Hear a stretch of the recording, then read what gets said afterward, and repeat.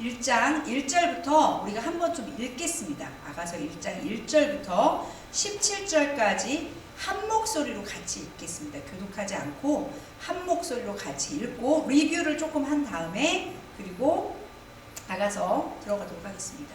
말씀을 저희가 읽을 때 저희 귀가 저의 입에 하는 말을 들어요. 그래서 들으면서 굉장히 우리가 말로 선포하고 우리 귀로 직접 이 말씀을 들을 때 말씀이 저에게 한 번 더 저희 영혼에 이렇게 들어오게 됩니다. 그래서 함께 좀 읽도록 하겠습니다. 아가서 1장 1절부터 함께 한 목소리로 17절까지 다 같이 읽겠습니다. 솔로몬의 아가라, 내게 말씀으로 입맞추기를 원하니 내 사랑이 포도주보다 나음이로구나.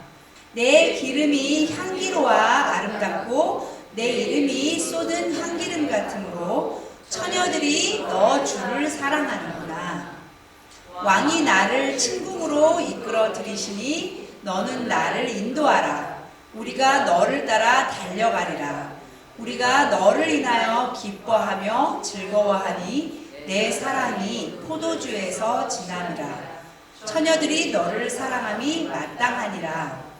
예루살렘 여자들아, 내가 비록 심령이 검으나 하나님께 아름다우니 게달의 장막 같을지라도 솔로몬의 휘장과도 같구나. 내가 일광에 쬐어서 거무스름 할지라도 흘겨보지 말 것은 내 어미의 아들들이 나를 놓아여 포도원지기를 삼았음이라. 나의 포도원은 내가 지키지 못하였구나. 예수님을 말하는 거예요. 너의 양떼 먹이는 곳과 오정에 쉬게 하는 곳을 내게 구하라. 내가 내 동무 양떼 곁에서 어찌 얼굴을 가리운 자같이 되랴. 여인 중에 어여쁜 가장 아름다운 자야. 내가 알지 못하겠거든. 양떼의 발자취를 따라 목자들의 장막 곁에서 너희 염소 새끼를 먹일지니라. 내 사랑아, 내가 너를 바로의 병거의 준마에 비하였구나. 내 뒷밤은 따은 머리털로 내 목은 구슬개미로 아름답구나. 우리가 너를 위하여 금사슬을 은을 박아 만들리라. 왕이 상에 앉았을 때에 나의 나도 기름이 향기를 토하였구나. 나의 사랑하는 자는 내 품 가운데 모략 향낭이요 나의 사랑하는 자는 내게 엔게디 포도원의 고베라 송이로구나. 내 사랑아, 너는 어여쁘고 어여쁘다. 내 눈이 비둘기 같구나. 나의 사랑하는 자야, 너는 어여쁘고 멋있고 화창하다. 우리의 침상은 푸르고 우리 집은 백향목 들보 잣나무 석가래로구나. 아멘. 자, 우리가 읽었는데요. 제가 토요일날 지난주까지 5절까지 했는데 5절까지 읽으시면서 제가 했던 말씀들이 이렇게 생각이 나셨습니까? 네. 거기까지는 이렇게 생각이 나셨고요. 그 뒤에는 누가 신랑이 얘기하는 건지 예수님이 얘기하는 건지 신부가 얘기하는 건지 좀 잘 모르시겠죠? 이게 주거니 받거니 대화가 이루어지는 건데 잘 모르시겠죠? 이제 저와 함께 같이 가보시겠는데 잠깐 저희가 리뷰를 해보면 1절 그 아가 솔로몬의 그 노래라 넘어가고요. 2절을 해봐주세요. 2절에 보면 네 신부가 갈망했죠. 예수님의 임재를 느끼면서 그 입맞춤이라는 것은 가장 친밀한 것을 말하는 거잖아요. 우리 아무하고나 쉽게 입맞춤하지 않잖아요. 정말 사랑하는 사람하고 입맞추잖아요. 그래서 신부가 신랑보다 더 위에 있는 권위 있으신 분에게 그의 말씀으로 제게 입맞추게 해주세요. 그 말씀의 친밀함으로 제게 입맞추게 해주세요. 라고 신부의 갈망이 시작되면서 이 아가서의 여정이 시작됩니다. 신부는 미성숙하고 어려요. 아직. 그러면서 예수님의 사랑이 이 세상의 어떤 즐거움보다 예수님으로부터 오지 않은 어떠한 즐거움을 내가 맛보았지만 그것보다 더 낫습니다. 또는 죄악으로부터 오는 즐거움도 제가 맛보았는데 그것보다도 우리 예수님의 사랑이 정말 이 우월하다는 우월적인 사랑을 지금 신부가 갈망을 하면서 신랑한테 고백을 하면서 이 아가서의 여정이 시작되고 있어요. 신부는 어리죠. 자, 3절로 가겠습니다. 3절로 가시면 그러면서 신부가 계속 고백하죠. 예수님의 기름이 향기롭다. 예수님의 그 이름이 너무 향기롭다. 이 천지 창조하시고 이 모든 것을 하나님 아버지와 말씀으로 창조하시고, 그리고 지금도 말씀으로 이 모든 것을 유지하고 계시고, 또 앞으로 우리의 신랑으로, 제가 그 정원관계 얘기를 했잖아요. 이스라엘의 정원관계 얘기를 하면서 신부를 위해서 지참금을 내시고 대가를 치르시고, 그리고 함께 살 집을 마련하기 위해서 그의 모든 물과 피를 쏟으시고 자기 것을 내어놓으시고 우리를 위하여 집을 예비하러 지금 아버지께 가 계신 그 예수님. 그래서 앞으로 우리에게 오실 때 신랑으로 만왕의 진짜 왕으로 오실 거예요. 우리 예수님이 모든 것을 통치하고 다스리실 거예요. 그리고 심판하실 거예요. 하나님 앞에 의롭지 않았던 것들을 심판하실 것. 그 예수님의 이름이 알면 알수록 너무나 향기로워서 아름답습니다. 그러면서 예수님의 이름에 각종 모든 퍼퓸, 향기름이 퍼퓸이 영어로 보시면 모든 향이 나는 이 세상에 가장 아름다운 그 향이 나는 그 쏟아놓은 향기름 됐습니다 라고 얘기하는 거예요. 그래서 그럼으로 인해서 주님을 사랑합니다. 우리의 심령이 약해져 있고 피곤하고 공부하고 지쳐 있을 때 예수님만이 우리에게 새로운 심령을 가져다 주실 수 있어요. 다른 어떤 것을 찾아도 그것은 잠시뿐이에요. 그분에게로만 돌아갈 때 그분의 이름으로 인해서 우리가 소생하게 되는 거예요. 우리가 살아나게 되는 거예요. 그래서 신부가 그러한 예수님을 경험하면서 지금 이야기를 하고 있습니다. 고백을 하고 있어요. 그래서 맛을 봐야 돼요. 여러분, 맛을 보지 않은 것은 저희가 갈망하지 않아요. 한 번 맛을 본 것은 우리가 더 갈망하게 되어 있어요. 그래서 제가 이야기를 했죠. 저도 모태신앙이었지만 안전지대를 떠나서 그 예수님을 사랑하는 갈망 때문에 모든 것을 그냥 내려놓고 이렇게 떠나게 되었던 여정에, 광야로 우리가 인생의 어떤 한 시간은 지나가게 되는 여정. 그러면서 얘기하죠. 신부는 이때 미성숙한데 예수님께서는 미성숙한가 대적하는 것을 분명히 구별하고 계시다라고 얘기했어요. 그래서 그분은 우리의 연약함을 아시고 우리가 연약해서 죄를 짓고 쓰러 넘어질 때 전혀 놀라지 않으세요.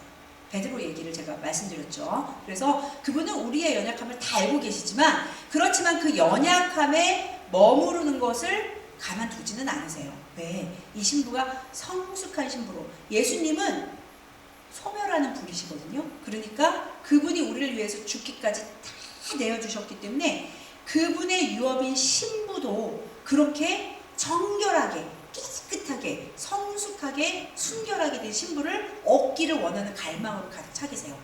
그래서 그분은 우리를 이끌어 가세요. 그분의 완전한 리더십으로 이끌어 가셔서 우리를 교정하시기도 하시고 훈육하시기도 하시고, 그래서 여러분의 삶 가운데 그런 시즌이 있어요. 아가새를 보다 보면 나중에 봄, 여름, 가을, 겨울의 시즌이 와요. 봄, 여름, 가을, 겨울의 시즌이 오는데 봄에는 일을 열심히 해야 되는 시즌이에요. 씨앗을 심고 내 인생에 주님을 위해서 뭔가 달려가고 일을 열심히 해야 되는 시즌이 있고, 여름도 열매를 거두기 위해서 땀을 흘리면서 물을 주고 가꾸고 이런 시즌이 있어요. 씨앗을 뿌리고 열심히 레이버하고 뭘 심는 시즌이 있고, 가을이 되면 풍성한 곡식을 누려요. 열매를 누릴 때가 있고, 겨울이 되면 다 죽은 것 같죠. 지금 우리 겨울이 참 춥죠. 집에서 그 가드닝 하시는 분들 다 고추 따시고, 우리 이성채 집사님, 이경자 집사님 추운 겨울 오기 전에 다 따시고, 여러분 다 따시고 준비하셨잖아요. 가든을. 그것처럼 겨울의 시즌, 굉장히 메마른 것 같은 시즌이 있어요. 우리 인생이 아무것도 일어나지 않는 것 같고, 그렇지만 그 나무가 겨울에 눈을 맞고 비바람을 맞으면서 추운 날씨에 뿌리를 더 깊이 내린다고 해요. 그래서 우리 인생의 시즌에 굉장히 힘든 시즌이 또 올지라도 사실은 그 시즌 안에도 주님이 일하고 계시는 거예요. 우리의 뿌리가 주님 안에서 더 깊이 내려가서 봄에 다시 그것을 준비하는 그런 시즌인 거예요. 이런 인생의 시즌을 봄, 여름, 가을, 겨울을 우리 인생에서 딱 한 번만 그 시즌을 겪는 게 아니라 이 시즌이 계속 돌아가요. 우리 인생에서. 주님께서 그러면서 이 신부를, 미성숙한 신부를 성숙하게 훈육하시고 자라게 하시고 주님의 리더십으로 이끌어 가세요. 그래서 어느 순간에는 여러분 안에 가라앉았었던 모든 것들이 하나님이 막 이렇게 휘 저어서 들어 올리게 하는 시즌이 있어요. 그럴 때 너무 아파요. 나도 인식하지 못했던 것들이 막 들어 올라오면 우리의 육은 막 몸부림을 쳐요. 싫다고. 그런데 하나님께서는 너가 이제 더 깊은 것을 치유할 때가 됐다. 딜링할 때가 됐다. 준비가 이거를 이제 다음 단계로 넘어가 치유하고 받아들이고 준비할 단계가 되었기 때문에 주님이 그 일을 하시는 거예요. 주님은 억지로 하지 않으세요. 우리가 준비가 되지 않으면 기다려주세요. 그런데 우리가 성숙하면서 더 깊이 있는 상처, 우리 안에 나도 모르는 거, 인식하지 못하는 것들이 있을 때 주님이 그걸 휘휘 저어서 들어 올릴 때가 있어요. 그러면 그것들이 막 올라와요. 막 올라오게 되면 이 육은 그걸 굉장히 우리는 불편해요. 그 올라오는 게 싫고 꽁꽁 잘 감춰놨던 것들이 올라오니까 싫은 거예요. 그런데 이때 우리가 반응할 수 있는 것 두 가지가 있어요. 주님 앞에 내어드리는 거예요. 네, 주님, 저는 정말 성숙한 신부가 되기를 원합니다. 이것을 만져주세요. 주님, 이것을 만져주십시오. 저는 정말 주님의 순결한 신부의 그 유업을 주님께 드리고 싶습니다. 라고 주님께 내어 맡기는 것, 순종하는 것이 있고요. 계속 가리는 거예요. 주님 앞에 계속 이렇게 그것을 가리면서 이거를 내어놓지 않고 육으로 반응하는 게 있어요. 그래서 여러분들 어떤 그 시즌에 들어가는지, 여러분이 어떤 시즌에 있는지를 한번 생각해 보세요. 주님께 기도로 한번 물어보세요. 그리고 주님이 여러분의 마음에 불편한 것들을 어떨 때 이렇게 들어 올리게 할 때 여러분들이 주님 앞에 그것을 잘 내어놓으시길 바래요. 그러면 굉장히 주님의 것을 만져주시고 치유하시고 온전케 하는 경험을 경험하게 돼요. 저도 지난주 토요일날 제가 아이아베에 가게 되는 얘기를 했잖아요. 재정이랑 안전지대를 떠나서 갔잖아요. 아이아베라는 곳은 그 국제 기도의 집이라는 곳은 월급을 주는 곳이 아니에요. 자비량으로 그곳에서 기도하고 예배의 삶에 제가 스스로 헌신하는 거예요.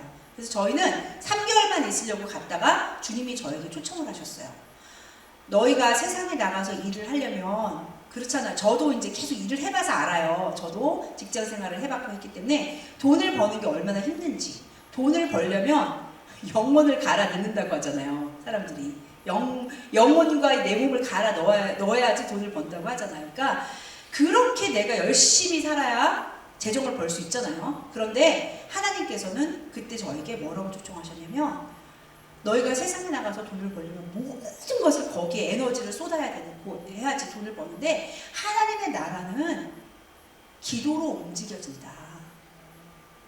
하나님의 나라는 신부는 그냥 가만히 있고 신랑이 알아서 착착착 혼자 다 하는 거는, 신랑과 신부는 그 부부관계가 그런 게 건강한 관계가 아니잖아요. 신랑이 신부를 너무 사랑한다고 해서 당신은 아무것도 하지 마, 그냥 침대에만 예쁜 옷 입고 맨날 가만히만 앉아있어, 내가 다 할게, 이거는 사실 건강한 부부관계가 아니잖아요. 동역하는 거잖아요. 함께 파트너십, 함께 마음을 나누고 함께 가는 것이 건강한 관계잖아요. 이것처럼 하나님께서는 이 세상을 움직여가는데 플랜이 있지만, 신부에게, 아브라함에게 그랬잖아. 내가 하는 일을 어떻게 너에게, 내 친구에게 말하지 않겠느냐. 신부가 가장 주님의 가까운 신랑의 마음을 아는 자는 신부잖아요. 신부는 신랑의 마음을 알고 여기서 그럼 주님이 그렇게 하기를 원하시는군요.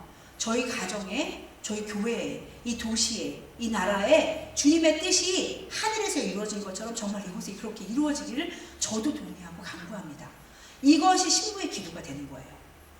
이것이 신부의 기도가 되는 거예요. 주님이 계획하신 그 일이 정말 이루어지옵소서. 이것이 저의 갈망이고 소망입니다. 라는 게 되는 거예요. 그러려면 먼저 신랑의 마음을 알아야 되는 거예요. 신랑의 마음은 여기 있는데 신부는 다른 것을 구하고 있으면 안 되는 거예요. 하나가 돼야 되는 거예요. 하나.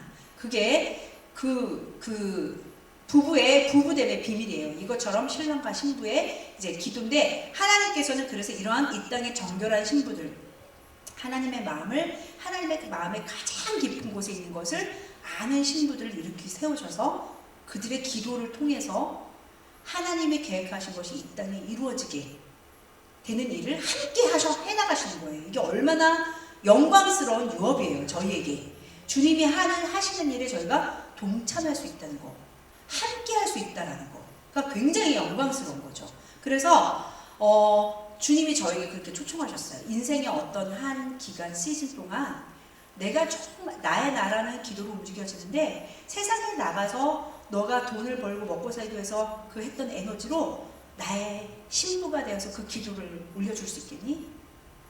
그 기도를 해줄 수 있겠니? 함께 이 굉장한 유혹을 너가 받고 인생에서 그것을 해줄 수 있겠니? 주님이 그렇게 초청하셔서 저희가 예스 했어요. 그래서 그 국제기도의 집이라는 곳에 3개월을 있으려고 예정을 하고 갔다가 더 오래 있게 됐죠. 근데 언제까지 있을 줄을 몰랐어요. 그냥 매년이 되면 주님이 있으라고 할 때까지 있겠습니다.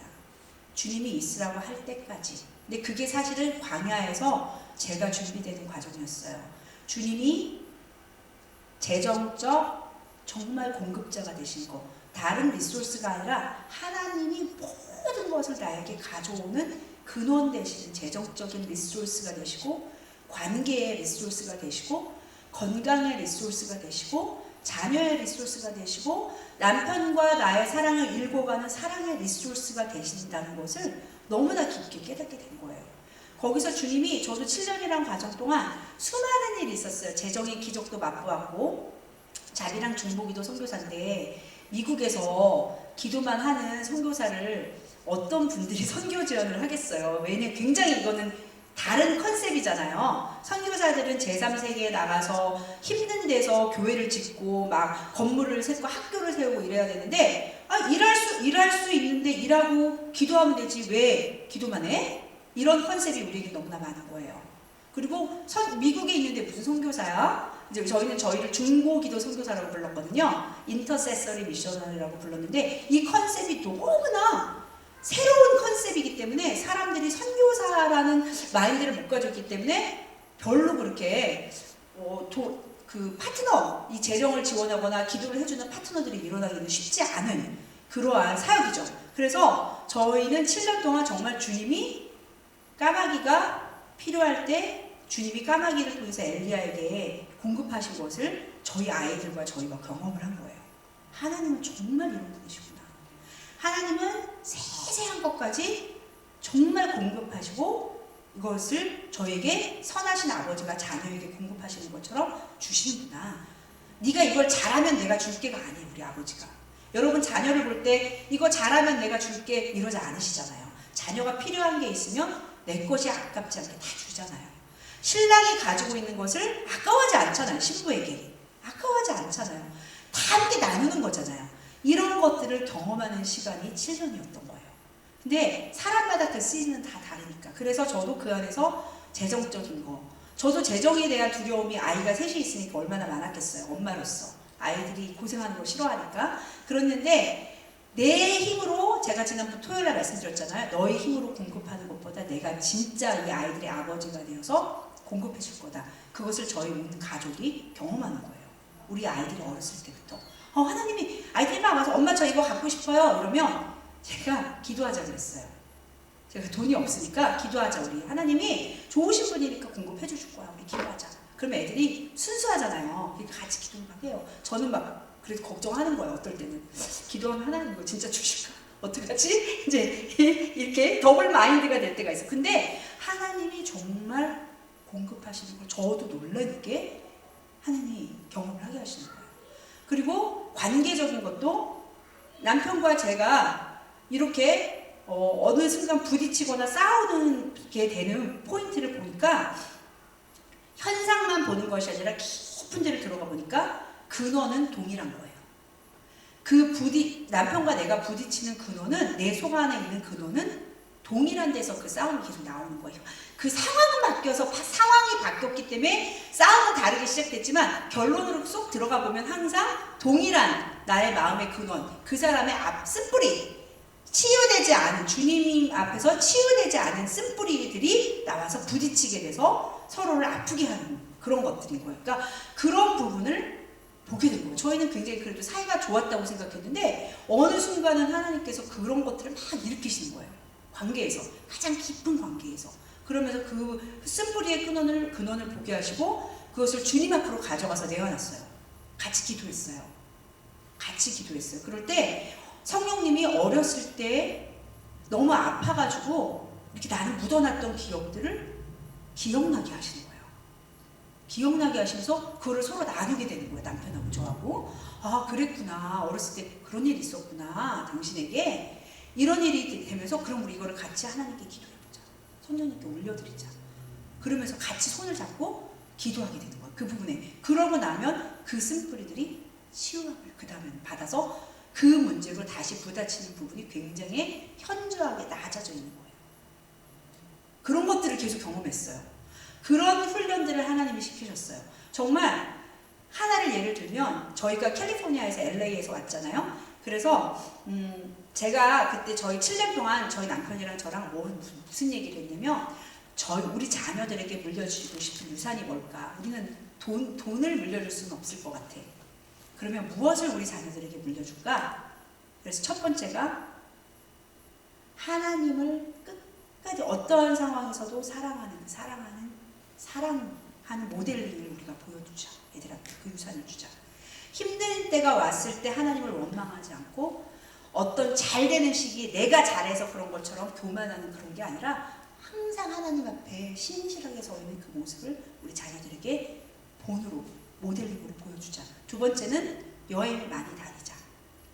그때는 목회자가 아니니까 이렇게 조금 더 자유로웠어요. 그래서 여행을 많이 다니자. 우리가 아이들과 함께 했던 좋은 추억들을 많이 물려주자. 이 두 개를 저희가 목표로 세웠어요. 그래서 매년 여름방학이 되면은 저희 차에다가 애들을 싣고 로드트립을 가는 거예요. 그 캔사스가 중간이잖아요. 딱 중간이니까 한 해는 LA로 가요. 그러면 저희는 28시간을 그냥 달려요. 저희 둘이 운전을 번갈아서 하면서 애들이 뒤에서 음악 듣고 대화하고 같이 음악 듣고 막 이제 그러면서 28시간을 달려서 한 해는 캘리포니아를 가고 그 다음에는 뉴욕을 가요. 그래서 아시는 분 집에서 예배 드리면서 같이 아이들랑 같이 예배를 막 드리는 거예요. 애들도 그때 예언의 멍이 막 하나님이 임하게 하셔요. 같이 예배를 드리면. 그러면 아이들이 우리 같이 기도 사역하자 그러면 막 어른들한테 기도를 해주는데 하나님이 마음을 주시니까 아이들이 막 기도를 해드리면 그분의 사정을 다 이렇게 아이들을 통해서 이렇게 하나님이 마음을 막 부어주시니까 더 은혜를 받으시는 거예요. 어른보다. 이 아이들을 통해서. 그래서 저희가 캘리포니아를 한 해는 갔는데 저희 아이들이 그렇잖아요. LA에서 오래 살았으니까 손님들이 많이 오시면 디즈니랜드를 정말 많이 갔어요. 구경을 시켜드려야 되니까 디즈니랜드를 정말 많이 갔는데 아이들이 좀 그때 이제 티네이저가 됐으니까 엄마 우리는 매직 마운틴을 가고 싶어요. 이제 디즈니랜드 싫고 무서운 롤러코스터만 모아놓아서 타는 데를 가고 싶다는 거예요. 그래서 제가 가자. 하나님이 우리 공급하실 거야. 그러고서는 한 사람 앞에 우리가 5명이잖아요. 식구가. 그러면 한 100불씩은 있어야 돼. 500불이 있어야 자유 그를 끊고 가서 밥도 사 먹고 이제 돈이 없는 거예요. 이제 가는 거예요. 그러면서 가자. 그리고 기도하자. 그러고서 하나님이 공급해 주시길 우리 기도하자. 하나님이 얼마나 좋으신 분인데 우리가 이렇게 하나님 사랑하고 이렇게 하는데 우리가 그렇게 즐거워하는 거 하나님 얼마나 좋아하시겠니? 공급해 주실 거야. 우리 하나님 그런 분이야. 그러고 가는 거예요. 그러고서는 저는 막 기도하는 거죠. 그러면 어떤 분을 만나요. 그러면 목사님 사모님 이거 아이들이랑 디즈니랜드라도 놀러 가세요 라고 재정을 딱 주시는데 그게 딱 500불이에요. 그러면 저희는 그걸 갖고 매직 마운틴을 가는 거죠. 하나님이 이거 정말 공급하셔서 우리가 기도하니까 뭐 아이들의 믿음이 자라는 거죠. 그 안에서. 그러니까 그런 7년의 세월을 정말 한쪽으로는 훈련받고 어떨 때는 힘들기도 하고 어떨 때는 정말 광야에서 아무것도 없는 데서 있기도 했지만 한쪽으로는 저는 너무나 아름다웠던 광야였던 것 같아요. 그게 정말 하나님의 하나님 되심을 바라볼 수 있는 아름다웠던 광야를 지나갔던 것 같아요. 이런 실생활의 체험들이 있다는 것을 여러분께 말씀드리고 싶었어요. 여러분이 하나님을 위해서 어떤 것을 대가 지불을 할 때 하나님께서 여러분의 그것을 아시고 부어주세요. 정말 부어주세요. 우리 하나님은 좋으신 분이시라. 부어주세요. 그거에 맞는 재정도 부어주시고 관계도 부어주시고 그리고 또 내가 그만큼 대가지불 안락의 지대를 나갔던 세이프 존을 나와서 주님을 따라갔던 그것을 보시고 하나님께서 친밀함으로 그리고 하나님의 권위로 저에게 부어주세요. 정말 그러세요. 정말 좋으신 분이에요. 자, 향기름 얘기했죠. 4절로 가시면 예수님이 그러니까 왕이 나를 침묵 가장 은밀한 장소 하나님이 어떤 연생의 시즌에 대해서 나를 가장 은밀한 장소로 데려가서 이런 저하고 하나님만이 경험할 수 있는 일을 해주시는 그 장소가 침궁이에요. 그분이 저를 깊이 만져주시는 거예요. 다른 사람은 만져줄 수 없는 깊은 곳을 친밀함 가운데 만져주시는 곳이 신랑과 신부만이 들어갈 수 있는 침궁이에요.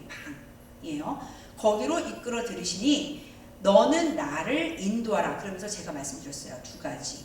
Draw me away. 저를 인도해 주세요. 그 침궁으로, 깊은 침궁으로 주님의 임재를 가장 깊이 경험할 수 있는 그 경험을 할 수 있는 곳으로 저를 인도해 주세요. 라고 신부가 계속 갈망하는 거예요.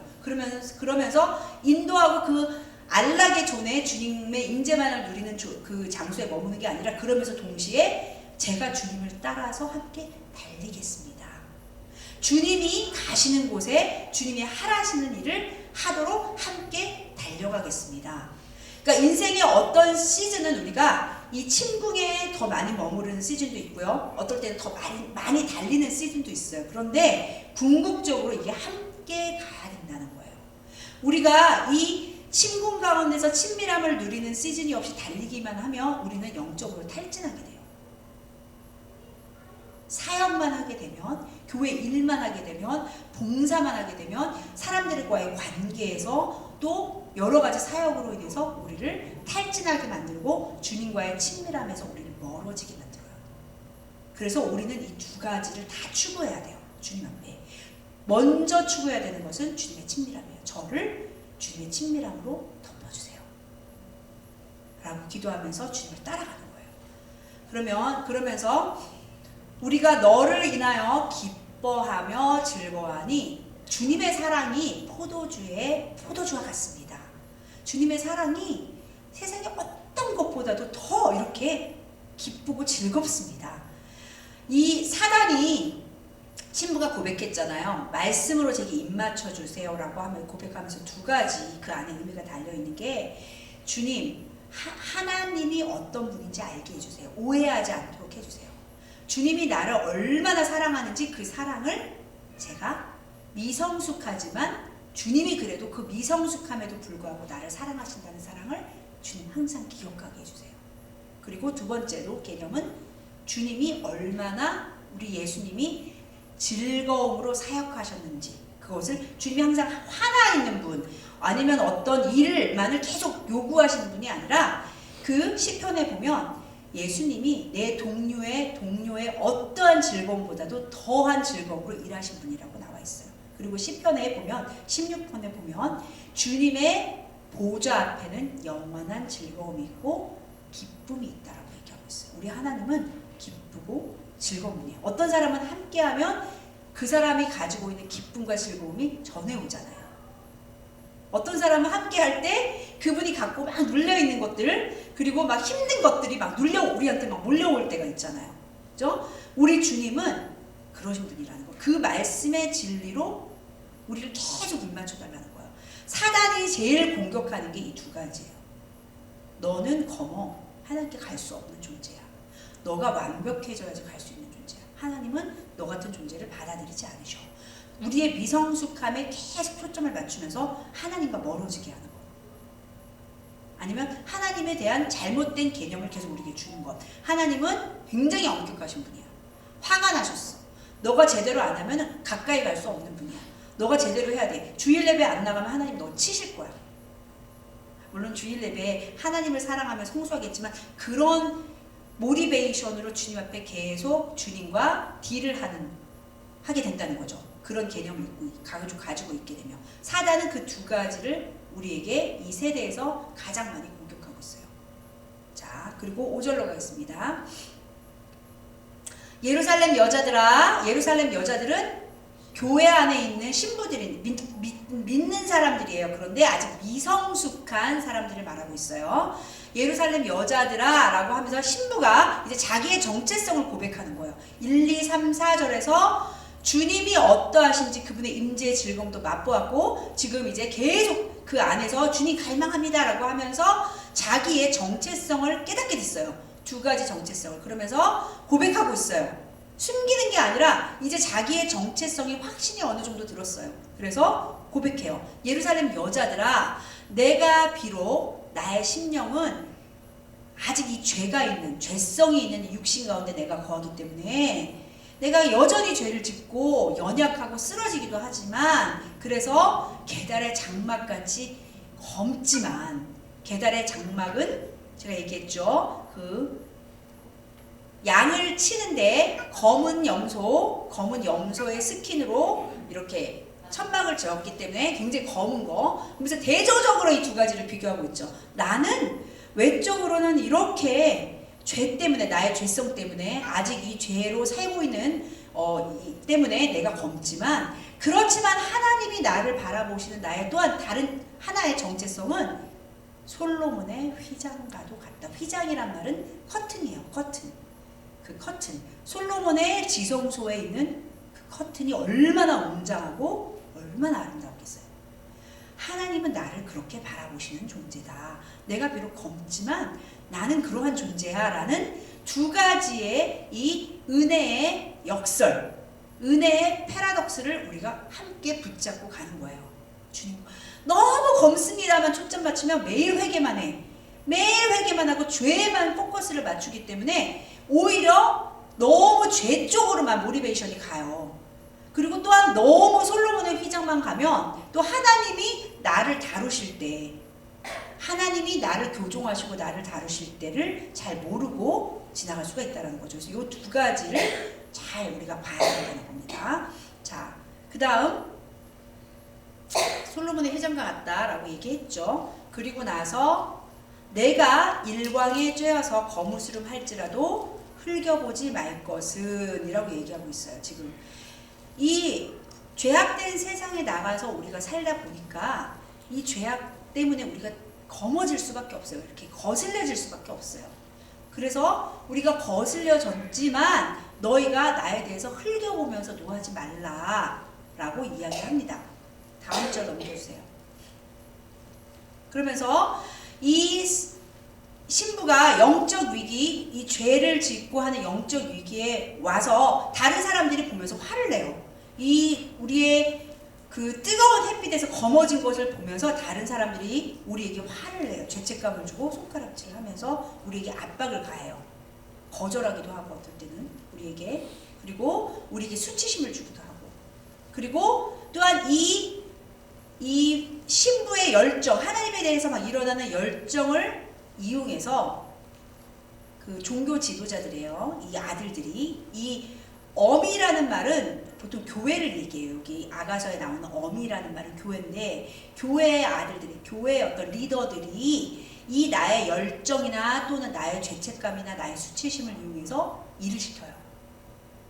일을 시키는데, 그리고 노예에서 일을 시켜요. 그래서 이 신부는 과도하게 일을 부과하게 되고, 그럼으로 인해서 영적으로 탈진하게 되죠. 나를 내가 지키지 못하는, 친밀감을 잃어버리는 상태로 가게 되는 거예요. 내가, 그 아들들이, 리더들이, 어떤 굉장히 종교적인 리더들이 친밀감 대신에 과도한 일을 부여하고 이 거무스름해진 것을 보면서 화를 내고, 그리고 수치감을 일으키고, 그래서 신부가 다른 사람의 포도원을 지켰어. 다른 사람의 포도원은 지켰지만 정작 자신의 포도원, 마음은 친밀함 하나 지키지 못하게 되는 거예요. 그래서 하나님 앞에 살면서 우리가 갖는 우리의 최우선적 책임이 뭐냐면 인격적인 예수님과 동행하는 거예요.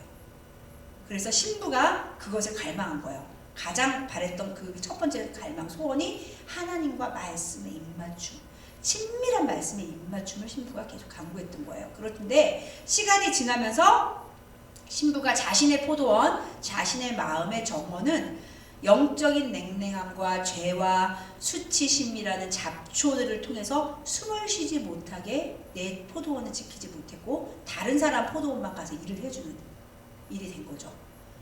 자, 신부는 이제 멀리서 예수님을 섬기는 아픔을 겪게 돼요. 친밀감을 잃어버리고 멀리서. 이런 현상은 예수님을 섬기면서 성령님과의 교통이 없을 때 우리가 일어나게 돼요. 이런 일을 겪게 돼요. 그러면서 다음 구절 넘겨주세요. 네.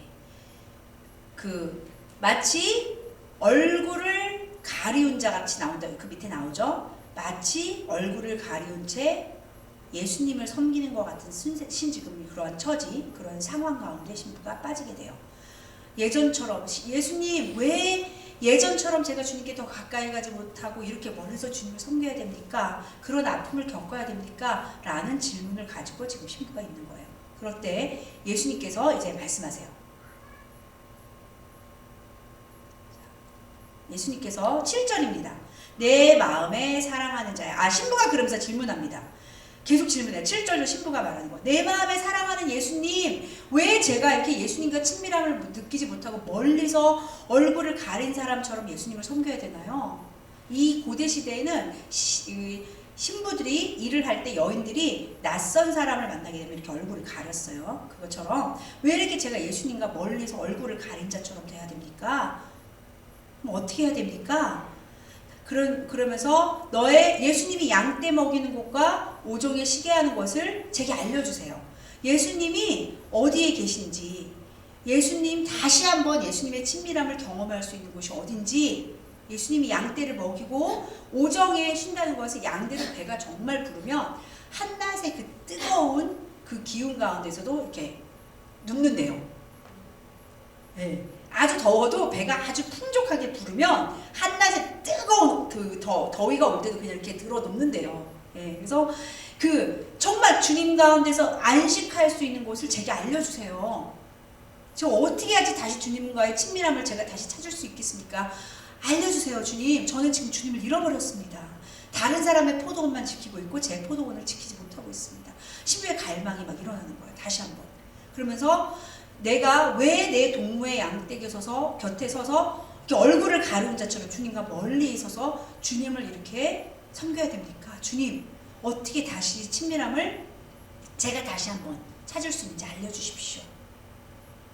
지금까지 다른 이들이 이제 저를 먹였어요.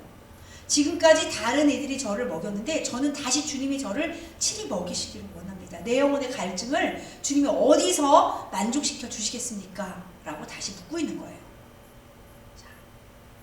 그러니까 8절에 이제 신랑이 대답합니다. 여인 중에 어여쁜 가장 아름다운 자야. 신부는 아직 영적 성숙에 도달하지 못했어요. 어린 신부고 미성숙해요. 그런데 신랑은 이 신부를 보고 이미 너 아직도 멀었어. 너는 아직 어려. 너는 아직 충분하지 않아. 아직 검어. 이렇게 말씀하지 않으시고 여인 중에서 가장 아름다운 자야. 미성숙한 신부를 바라보면서 우리를 이렇게 봐주신다는 거예요. 왜냐하면 예수님의 십자가가 우리를 덮었잖아요. 그 예수님의 십자가 때문에 우리를 이렇게 아름답게 봐주시고요. 또한 두 번째는 주님이 완전한 리더십으로 우리를 성숙한 신부로 이끌어 가실 그 모습을 이미, 그래서 우리가 순종으로 이미 그분을 따라갈 그 모습을 예수님은 이미 보고 계신 거예요. 우리가 나중에 예수님 앞에 딱 섰을 때에 성숙한 신부로 주님을 따라가서 서 있는 모습을 주님은 이미 보고 계신 거예요. 그걸 인정해 주시는 거예요. 그래서 너는 이미 여인 중에 가장 어여쁜 자야. 여러분에게 그렇게 말씀하시는 거예요. 너는, 여러분 생각해보세요. 여인 중에서 가장 예쁜 자래요. 남자분들 이거 와 닿으세요? 좀 안 와 닿으시려나? 네. 너는 여러 사람 중에 가장 멋진 자야. 멋진 내 아들이야. 멋진 나의 신부야. 라고 가장 멋진 자야. 라고 말씀해 주시는 거예요. 그러면서 어드바이스를 주세요. 알려주시는 거예요. 이 신부의 갈망에 응답하시는 거예요. 뭐라고 하시냐면 내가 알지 못하겠거든. 너가 어디 가서 다시 친밀감을 회복해야 될지 알지 못하겠거든. 양떼의 발자취를 따라. 첫 번째는 양떼의 발자취를 따라. 두 번째, 목자들의 장막 곁에서. 목자들의 장막 곁에서. 세 번째는 너의 염소 새끼를 먹일지라. 라고 세 가지의 방법을 말씀해 주세요. 첫 번째, 양떼들의 발자취를 따라갈 것은 성도들의 교제에 함께 동참할 것을 말하고 있어요. 성도들의 무리 가운데 함께 있어야 돼. 너의 지체들이 있는 대로 돌아가렴. 너를 판단하고 너를 학대하는 화난 아들들에게 너는 너무 과민한 반응을 할 필요가 없어. 너 자신을 너의 지체들로부터 자신을 고립시키는 것은 하나님을 찾으려는 마음에서 나온 게 아니라 거절감과 쓴뿌리 그리고 수치심에서 나온 거란다. 마귀는 그것을 사용해서 우리를 고립시켜서 파괴하기를 원한단다. 너는 아플지라도 그들과 함께 살다 보면 아파. 그게 가족이 되어가는 거야. 아프지만 양떼들이 함께 있는 곳으로 그들이 발자취가 있는 성도들의 지체 가운데로 다시 돌아가렴. 이라고 첫 번째 어드바이스를 주고 있어요. 두 번째는 목자들의 장막 곁으로 돌아가렴. 이것은 또한 무슨 뜻이냐면 리더십 안에 순복하라. 리더들이 있는 곳으로 돌아가라. 부정적인 독립을 거부하고 영적인 권위에 순종해야 된다. 진정한 목자들의 장막 곁에서 지체들을 섬기는 거예요. 목자들의 장막이 있는 곳에서 지체를 섬기는 거예요. 하나님은 아세요. 여러분 가운데 서 있는 리더가 완벽한 리더가 아니라는 걸 아세요. 완벽한 리더는 없어요. 저도 완벽하지 않고 연약해요. 연약한 부분이 있어요. 그죠? 그래서 여러분이 완벽한 리더를 보는 게 아니라 그 예수님이 목자들의 장막 곁에서 목자들이 때때로는 완벽하지 않고 불완전을 할지라도 그들과 함께 관계하면서 하나님이 그들을 통해서 우리를 훈련시키시고 어떨 때는 그 관계를 통해서 해결되지 않은 문제점들이 드러날 때 너희가 리더들의 흠을 보고 부족함이나 이런 것을 보는 게 아니라 배우는 자세로 그들의 장막 곁에 함께 남아서 있는 것에 대한 시험을 우리에게 주시게 되는 거예요. 그것이 우리가 권위에 대해서 순종하는 겸손을 받는 거예요. 자, 두 번째는 리더십 안에서 거하라. 그들이 불완전한 할지라도 그 안에서 주님이 합력하여서 선을 이루는 것을 경험해라. 리더들이 불완전할 때 중보함으로 나가고 그것을 가십거리나 저희로 참지 말고 너희들이 함께 그 안에서 훈련받아지기를 원한다. 그 얘기를 하고 계시는 거예요. 세 번째, 너의 염소 새끼를 먹이라. 우리는 부정적인 나태함을 거부하고 하나님이 우리에게 맡기신 책임을 계속적으로 순종해야 될 것을 말씀하고 계시는 거예요. 세 가지. 지체 안에 거해라. 목자들을 따라가. 목자들의 장막 곁에 있어라. 그리고 여전히 너의 염소 새끼를 너희가 먹여라. 혼자 고립되지 마라.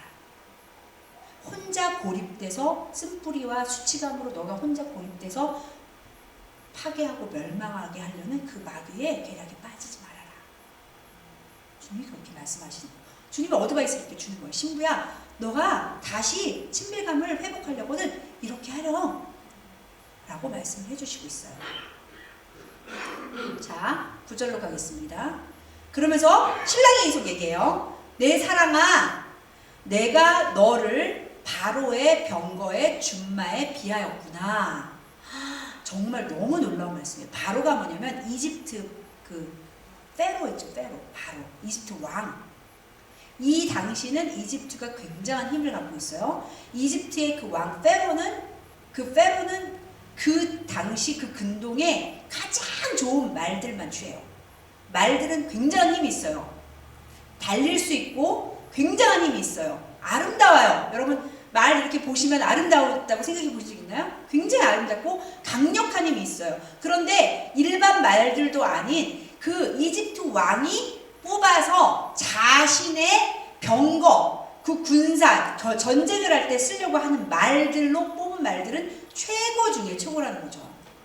그리고 그 전쟁뿐이 자기의 병거를 직접 끌 말들은 그 중에서도 더 최고 중에 최고의 말들을 뽑는다는 거죠. 그죠? 그런 말 같은 존재야, 너가. 주님이 지금 우리에게, 우리는 아직 완전하게 성숙되지도 않았는데, 그 여정을 가고 있고, 신부의 입맞춤으로 저에게 친밀함으로 입맞춤을 해주세요 라고 하고 주님의 임재를 경험하면서 주님을 따라가려는 포즈를 지금 취하고 있는데, 주님은 이미 우리를 아까 말한 것처럼 너는 여인 중에 가장 아름다운 자야. 너는 바로의 병거의 준마 같은 자야. 정말 이거는 최고의, 요즘에는 이런 말을 쓰지 않지만 굉장히 최고의 아름답고 강력하고 능력이 있는, 그리고 아무나 될 수 없는 것을 이야기하고 있어요. 여러분, 바로의 준마 같은 존재세요. 여러분이. 여러분 자신에게 말씀하세요. 여러분이 기도하실 때, 주님과 대화하실 때 신부의 대화로 저는 기도하시고 말씀하세요. 노래도 하세요. 그날 주일날 박 장로님이 간증하시면서 막 노래 불렀잖아요. 그 자작곡이시잖아요. 근데 그 음은 자작곡을 한 건데 그 가사가 바로 아가서의 가사예요. 그 아가서의 가사를 자기가 약간 자기식으로 각색하신 거예요. 그대로 한 게 아니라. 예? 예, 그래서 여러분 뭐 트로트를 좋아하시면 트로트 음색을 여러분이 만들어서 이렇게 노래를 하셔도 되고, 기도하실 때 이렇게 기도하세요. 저는 그래서 하나님께 어떻게 깊은 기도를 들어가게 되면 주님과 이렇게 대화할 때 아가서를 가지고 기도할 수 있어요. 여러분, 주님 앞에, 주님, 정말 주님의 이름이 향기로운, 쏟아놓은 향기름 같아요. 주님의 사랑이 정말 어떠한 것보다 그 포도주가 낫습니다. 주님 말씀으로 제게 진짜 입 맞춰주세요. 제가 갈망합니다.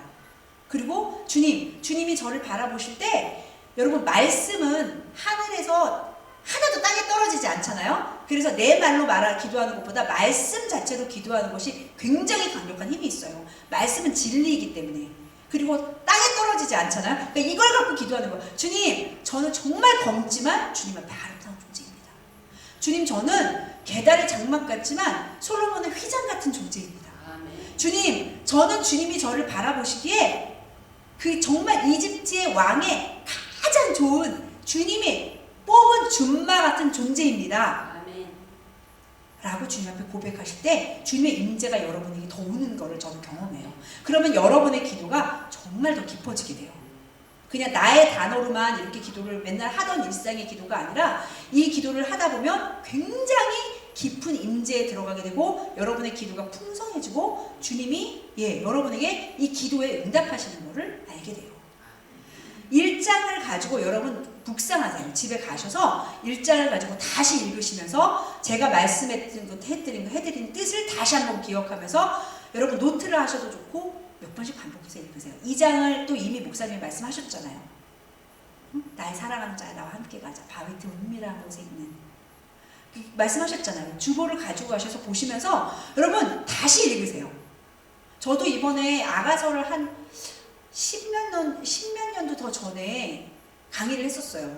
그런데 그때 강의를 하고서 이번에 또 제가 이제 준비를 하면서 아가서 말씀을 보니까 와, 진짜 더 깊어요. 제가 그때 보지 못했던 것들이 더 막 제 영혼을 놀랍게 하면서 제 가슴을 뛰게 해요. 어떻게 이런 말씀을 할 수 있지? 라고 보이지 않았던 것들이 더 깊게, 한 레벨 또 더 깊게 저를 만지는 것을 경험했어요. 그래서 여러분도 듣기만 하지 마시고 여러분이 가져가셔서 읽으시고 응용하세요. 기도할 때. 노래도 만드세요. 샤워하시면서 여러분 흥얼흥얼 하실 때 여러분이, 주님이 새 노래를 좋아하시거든요. 새 노래는 내가 그냥 즉석으로 만들어서 프레시하게 주님께 드리는 노래를 너무나 좋아하세요. 잘하고 못하고 상관없어요. 주님이 그 노래에 거하신다고 하잖아요. 그게 그 새 노래예요. 새 노래. 주님이 새 노래에 거하시는 거예요. 그래서 샤워할 때 여러분 노래 부르세요. 막 나는 바로의 준마 같다 막 이러면서 여러분 노래 하셔요. 누가, 예수님만 들으실 수 있게, 하나님만 들으실 수 있게. 그 여러분이 들려드리는 그 노래가 영원히 하늘나라에 기억되는 거예요. 하나님의 보좌 위로 올라가면서 얼마나 영광스러울까요? 예. 자, 그래서 그렇게 말씀을 하셨고요. 너는 바로의 병거의 준마 같은 자야 라고 예수님이 이미 우리를 그렇게 바라보고 계세요. 제가 토요일날 말씀드렸잖아요. 아름다움은 바라보는 자의 눈에 의해 달렸다고 얘기했잖아요. 아름다움은 진짜 객관적인 아름다움도 있지만 그런 거 경험하셨어요? 제가 바라볼 때 저 사람은 그렇게 별로 이쁜 것 같지 않은데 다른 사람은 그 사람이 너무 이쁘대. 그런 거 경험하셨어요? 예.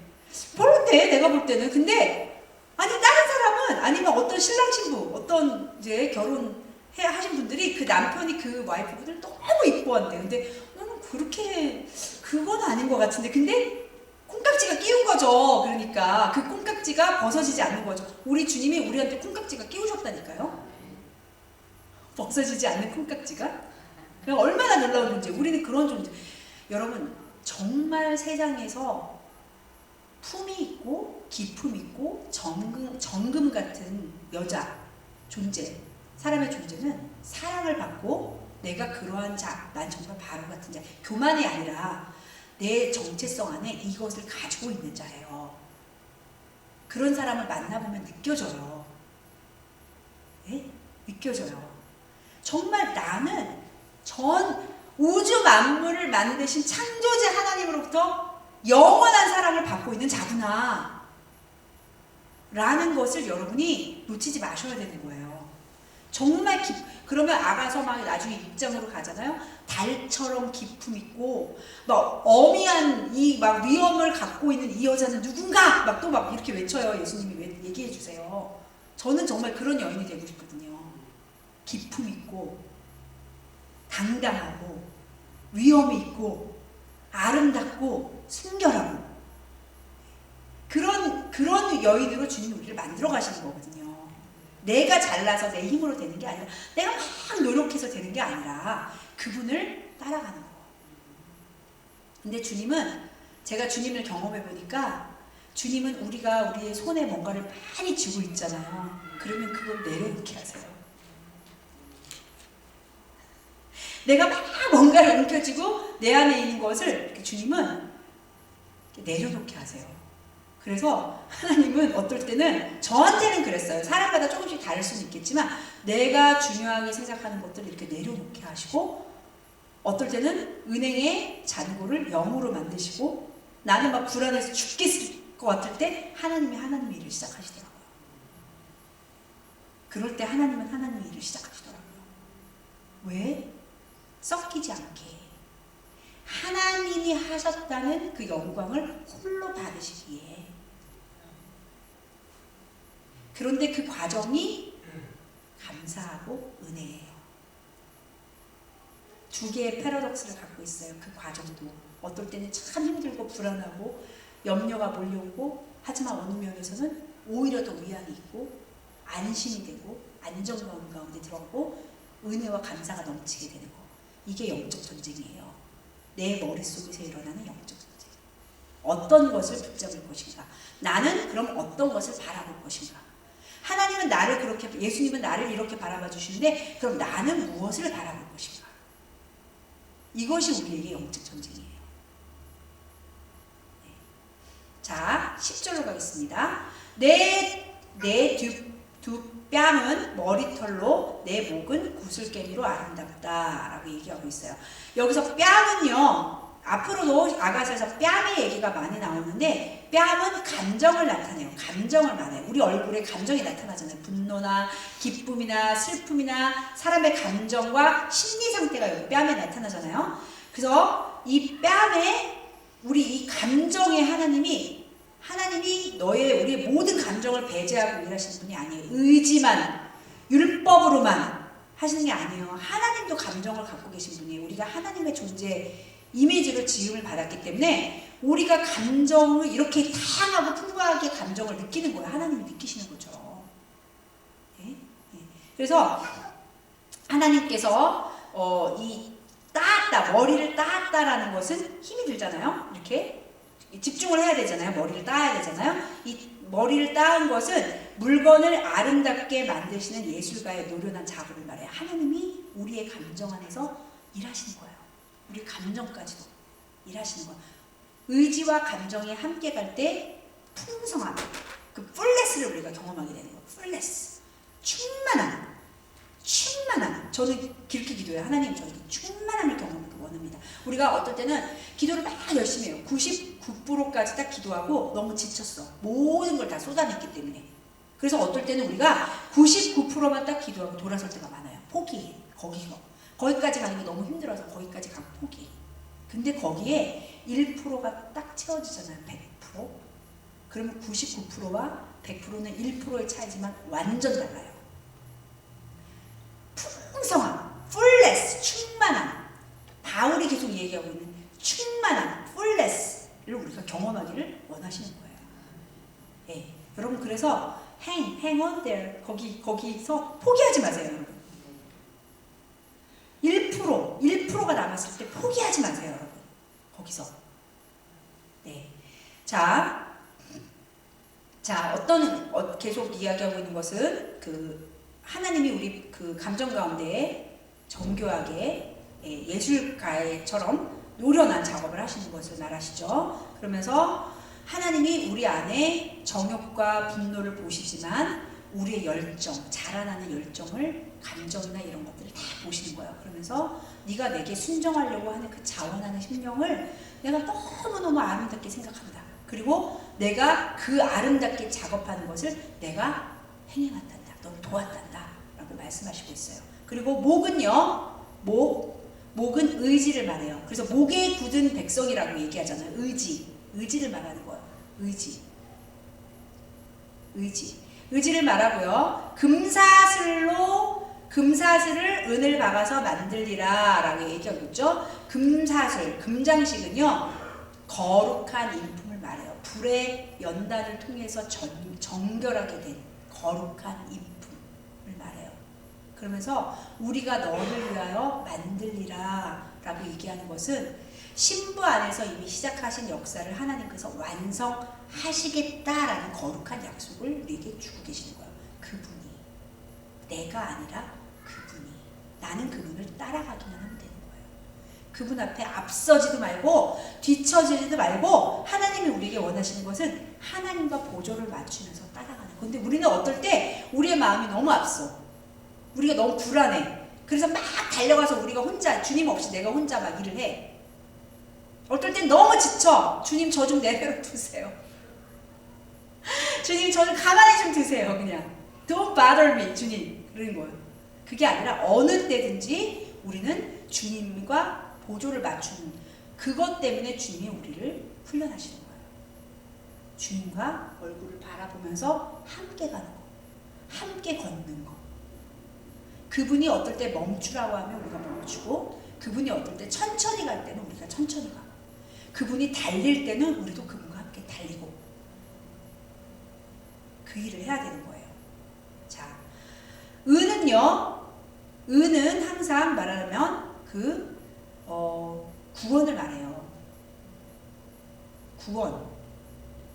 그래서 정금과 같은 거룩한 인품을 주님이 우리가 가지도록 일하시고 또 사람들을 구원하는 속박에서 건져내는 은이 되도록 주님이 우리를 양육하실 것이다 라는 뜻을 이야기하고 있어요. 주님이 준마야 너는 바로 해. 정말 아름다운 준마야. 내가 이렇게 할 거야. 너의 감정과 너의 의지를 내가 단련하고 내가 너에게 정교하게 작업을 해가지고 거룩한 불의 연단을 통과한 인품과 그것을 통해서 또 다른 사람을 구원해서 나에게로 오게 하는 그 일을 내가 너에게 행할 거야 라고 주님이 말씀해 주시고 계시는 거예요.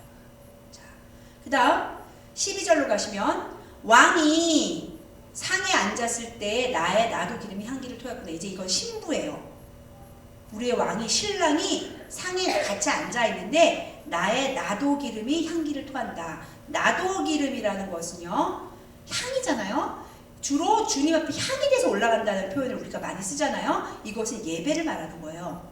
예배. 주님 앞에 신부의 경배가 주님 앞에 향기와 같이 주님이 주시는 양식을 통해서 상에서 먹고 그 영적 향유와 같은 예배가 우리 안에서 쏟아나서 올라가게 되는 것을 말하는 거예요. 정말 나도 기름의 향기를 토했대요. 나의 예배의 향이 그분의 상에서 함께 앉아서 먹었을 때 친밀함을 누렸을 때 그분 앞에 다시 예배의 향으로 올라가는구나 라고 얘기하고 있어요. 그러면서 나의 사랑하는 자는 내 품에 모략 향낭이다. 모략도 역시 향 중에 하나인데 모략도 인도에서 나는 굉장히 그 시대 고대 값비싼 향이었는데 특별히 모략은 어디를 쓰냐면 향수를 만들 뿐 아니라 사람을 장사 지내는 데 써요. 부패하는 시신을 막기 위해서 이 바르는 향이 모략이에요. 그러니까 이게 뭐예요? 모략이라는 말이 나오면 죽음을 상징해요. 여기서는 예수님의 죽음을 상징하는 거예요. 그렇죠? 그래서 예수님이 갓난아기로 태어났을 때 동방박사 그 새 박사가 왔죠. 뭐를 드렸어요? 모략, 황금, 유황, 세 가지를. 이게 다 상징적인 의미가 있는 거예요. 나중에 예수님이 십자가에서 죽음을 당하실 그 죽음을 상징하는 거예요. 참 다 이런 게 그냥이 아니라 왜 세 가지 예물일까? 많고 많은 예물 중에 왜 모략과 황금과 유황일까? 그런 생각을 저는 성경을 읽다 가끔씩 해보거든요. 그러니까 이런 거는 좋은, 찾아보게 될 수 있는 좋은 것들이에요. 이렇게 다 연결이 되는 거예요. 그래서 신부가 그분의 그 죽음, 모략 쓴맛을 통해서 예수님의 죽음을 기억하는 거예요. 그래서 여러분 에스더서에서도 보면 에스더가 왕비가 되기 위해서 신부단장을 하거든요. 6개월 동안. 멋있고 멋지대요. 어여쁘고 멋지고 화창하대요. 저희 보고. 너무 우울하지 않아. 화창하다. 신부의 여정이 시작되는 것이 이 아가서 1장이에요. 예. 여러분 모르겠어요. 어떤 이러한 오늘 이 아가서 1장의 신부의 여정을 거쳐가신 부분도 있을 거고 또 거쳐가셨지만 인생에 있어서 또 시즌이 돌면서 더 깊이 하나님이 또 더 깊이 봄, 여름, 가을, 겨울이 돌면서 더 깊이 인도하실 때도 있을 거예요. 여러분이 한번 생각해 보세요. 이 말씀을 듣고 어떠한 시즌을 내가 거쳐갔나. 이러한 주님이 주시는 임재의 그 침상 가운데 내가 들어갔나. 그리고 정말 그 말씀의 거룩한 입맞춤을 내가 강구했나. 그리고 주님이 나와 함께 가자라고 부르실 때 내가 함께 가고 있나. 이런 것들을 보시면서 이 아가서를 여러분의 신부의 영적 여정으로 만들어 가시기를 정말로 축복합니다. 네. 정말 저희 교회가 지난 6개월 동안 저희와 함께 부흥을 놓고 기도하셨어요. 여러분. 네. 이 부흥을 담기 위해서는 우리가 정결한 신부가 먼저 돼야 되고 또한 저희 교회를 통해서 메마르고 갈급하고 다른 곳에 가 있는 신부들을 우리가 함께 이곳에서 준비시켜서 정말 우리의 신랑인 예수님이 이 땅 가운데 속히 오시도록 우리가 기도하고 준비하는 정말 그런 교회가 교회가 되기를 저희가 소망합니다. 그러면서 우리가 이렇게 하려면 어떻게 되냐면요. 여러분 제가 기도하면서 좀 느끼는 것은 여러분의 고정관념을 버리세요. 새로운 것에 대해서 오픈마인드 하세요. 예배도 예전의 예배, 새로운 주님이 이끄시는 예배 가운데 자유하고 임재가 충만하고 정말 어떤 새로운 것을 우리에게 잔치를 베풀면서 상을 베푸시는 것에 대해서 여러분 기대감을 가지시고 그것을 받아들이세요. 그러셨으면 좋겠어요. 네. 그리고 하나님께서 여러분을 만지실 때 이 속에 있는 것들이 거슬러 올라올 때 여러분 기도하세요. 그걸 멈추고 기도하세요. 올라올 때 부정적인 생각이 물론 올라와요. 불편한 생각들이 올라와요. 그럴 때 여러분 거기서 멈추시고 그것을 스탑 하세요. 스탑 하시고 주님께 그것을 물어보세요. 주님, 이것이 주님이 저에게 일어올리키셔서 다루시기를 원하셔서 일어올리키시는 것입니까? 제가 어떻게 반응해야 될까요, 주님? 알려주세요. 저에게 지혜를 주십시오. 은혜를 주십시오. 라고 우리가 바로 즉각적으로 반응하지 마시고 그것을 여러분이 멈추시기를 바라요. 우리의 영적 전쟁이 우리의 생각과 마음 가운데서 가장 치열하게 일어나고 있어요. 그래서 우리의 사실은 생각이 영화예요. 영화의 장면처럼 그 장면이 꼬리에 꼬리를 걸고 계속 이게 생각이 그래서 많으신 분들은 생각을 좀 심플하게 하셔도 돼요. 여러분 어떻게 심플하게 하시냐면 이거는 훈련하셔야 돼요. 여러분이 생각이 많이 막 돌 때에 여러분 자신에게 명령하세요. 멈추라고. 여러분의 생각에게 명령하세요. 멈추라고. 그리고 분별하세요. 여러분의 그 막 많은 생각들이 주님으로부터 오는 생각인가 아니면 사단으로부터 오는 생각인가를 분별하시고 사단으로부터 오는 생각은 버리세요. 버리세요. 처음에는 그게 힘들어요. 처음에는 분별도 잘 안 돼요. 스탑도 잘 안 돼요. 막 생각이 돌고 돌 때 그냥 그 생각이 돌도록 막 허용해요, 저희가. 그리고 그 생각을 따라서 막 저희가 다니면서 분노하고 화내고 오해하고 저희가 막 감정이 나요. 그런데 그것을 자꾸 연습을 하다 보면 여러분의 생각을 스탑할 수 있게 조금 더 빨리 쉬워지고, 그리고 거기서 분별할 수 있는 것을 계속 연습하다 보면 분별할 수 있게 돼요. 그러면 여러분이 그 순간에 잠잠해지며 주님의 말씀을 지혜를 주십시오. 지혜로 분별. 그리고 분별력을 구하세요. 여러분 앞에 분별력이 정말 중요해요. 마지막 때에는 분별력이 정말 중요해요. 왜냐면 마태복음 24장에서 예수님이 제자들이 물어봐요. 마지막 때에 어떠한 일이 일어나겠습니까? 라고 제자들이 물어봐요. 그럴 때 예수님이 많은 사람이 내 이름을 걸고 나와 같이 올 거야. 그리고 능력을 행할 거야. 미혹하게 할 거야, 너희들을. 너희는 그것을 분별하도록 해라. 지진이 있고 기근이 있고 이건 뒤의 일이에요. 예수님이 하신 첫 번째 이야기는 많은 자들이 내 이름으로 올 거야. 그래서 너희를 할 수 있는 대로 미혹할 거야. 너희들은 그것을 분별하도록 해. 여러분, 그래서 분별의 연습, 분별의 훈련을 우리가 하셔야 됩니다. 그리고 이 아가서 기회가 되면 3장부터 우리가 8장까지 있잖아요. 여정이 이제 이 아가서 여정이 시작이 됐잖아요. 그래서 목사님하고 저희 양육 프로그램의 뒷부분에 아가서를 넣어놨는데 이 아가서의 여정이 시작이 되면서 여러분이 아가서를 더 알고 싶고 우리 교회에 이게 필요한 지금 시즌인 것 같아요. 그래서 어떻게 이 아가서의 말씀을 3절부터 8절까지 간단하게 이렇게 개론식으로라도 여러분과 함께 말씀을 나눌 수 있을지 한번 고민해 보겠습니다. 고민해보고 여러분도 기도하실 때, 말씀을 읽으실 때 이 아가서의 말씀으로 기도하시고 노래하시고, 네. 그래서 예수님과 그 친밀함의 기름을 날마다 놓치지 않으시는 여러분들이 되기를 예수님의 이름으로 축복합니다. 네. 두 가지로 우리가 함께 좀 기도했으면 좋겠습니다. 첫 번째는요, 여러분의 가슴에 손을 대시든지 머리에 손을 이렇게 여러분이 셀프 안수하시는 거예요. 대시든지. 그 신부의 1장 2절의 기도를 좀 여러분이 하시면 좋을 것 같아요. Let him kiss me with kisses of word. 주님의 말씀으로 저에게 입맞춰주세요.